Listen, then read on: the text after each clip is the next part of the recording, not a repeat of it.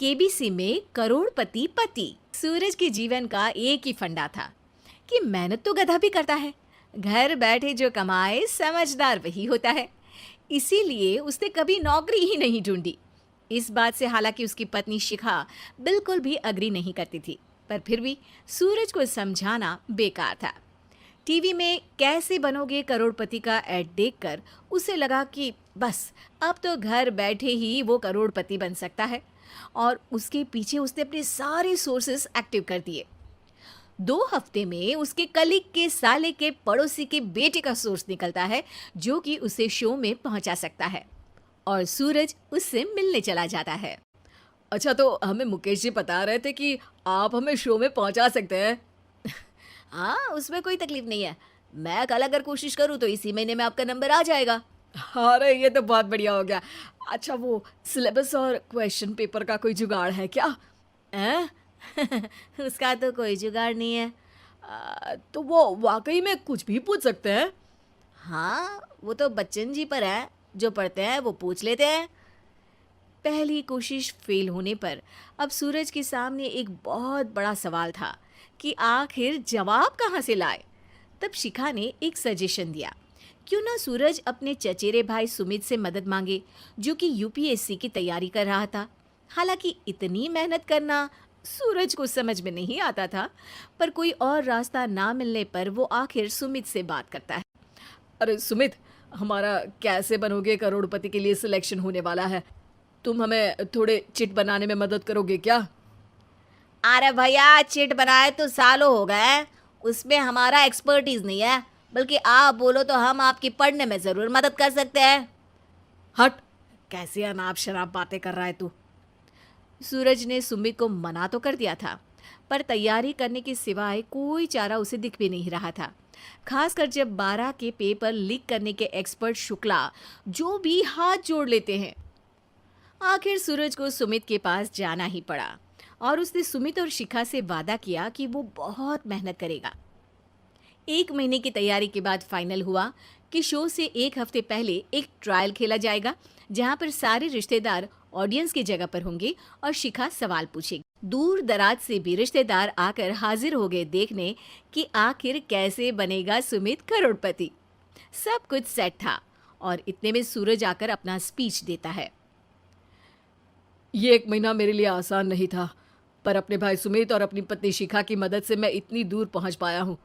मेरे mummy papa के आशीर्वाद ने भी बहुत साथ दिया है मेरा। मैं उम्मीद करता हूँ कि आज के शो में आप लोगों को बहुत मजा आएगा। साक्षी पहला सवाल पूछती है और पूरे कमरे में सन्नाटा छा जाता है।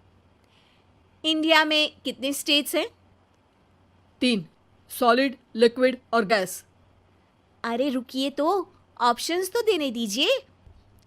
इतने में 5वीं कक्षा का चिंटू बोल उठता है। अरे क्या मामा, आप तो पहले सवाल पर ही आउट हो गए। अरे बेटा, पहला सवाल तो ट्रायल होता है ना। अरे तुम अब देखना। देखने जैसी बात तो थी ही। सूरज को इतना शांत किसी ने नहीं देखा था। कभी कभी तो लगता था मानो सूरज आंख खोलकर ही सो गया हो।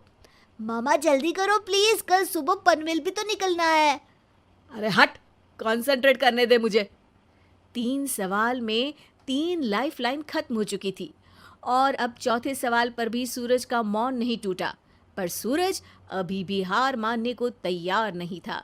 उधर हर कोई सूरज को छोड़ सुमित को देख रहे थे। आखिर सुमित ने ही तो पढ़ाया था सूरज को। गजब बेइज्जती है यार। अरे बेटा, तो बाप का, दादा का, भाई का, सबका नाम बुड़वाएगा। अरे 3 लाइफलाइन ले ली तो भी तेरा कुछ नहीं होना है। अरे कोई इतनी बात करता है क्या शो पर? अरे बेटा, शो पर तेरे जैसे भी तो नहीं आते ना। सूरज की ये जंग आखिर 1 घंटे बाद 5वें सवाल पर खत्म हो गई, जब उसने इंडिया के नेशनल बर्ड का नाम कहा, कौवा। अरे बेटा, मजा तो बहुत आया, बस थोड़ा टाइम पर खत्म होता तो आनंद भी आ जाता। ताने बारिश के बूंदों की तरह बरस रहे थे, और सूरज को भी समझ आ रहा था कि ये करोड़पति बनना शायद उसके बस के बाहर की बात है। पर वो आखिर ये बात मान कैसे लेता? वो सख्त लौंडा जो ठहरा, उसने सोचा कि बेइज्जती तो हो ही चुकी है, पर अगर मैं हार नहीं मानूं तो शायद कुछ हो सकता है। शिखा तुम देखना, असली शो में आग लगा दूंगा, आग, करोड़पति बनूंगा मैं। हाँ सब्जियां खत्म हो गई है घर पे, ले आओ। पहले पति बन जाओ, फिर करोड़पति बनना। अरे गजब बेइज्जती है यार। बेटा अभी तो घर पर ही हुई है, 1 हफ्ते में तो तुम देश के सामने करवा कर आओगे। वैसे जब टीवी पर जाओ ना तो बस अपने मम्मी का ही नाम लेना, ठीक है? कोई पूछे तो बोलना कि पापा नहीं है मेरे।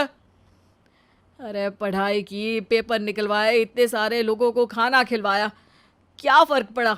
इसीलिए मैं कहता हूँ कि मेहनत तो गधा भी करता है, घर बैठे जो कमाए वही सिकंदर। लेकिन मामा, गधे भी जानते हैं कि हमारा राष्ट्रीय पक्षी मोर है।